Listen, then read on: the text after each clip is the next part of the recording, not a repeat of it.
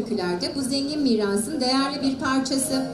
Şimdi dinleyeceğiniz 3 Azeri türkünün ilki Kars yöresine ait Ceyranım Gel Gel adlı türküyü solistimiz Ayşe Doğanay'dan dinleyeceksiniz. Kardeş Azerbaycan'a ait diğer 2 türküyü koromuz seslendirecek. Dut ağacı boyunca ve Daş kabağım yerle gelir de görüm neylemişem.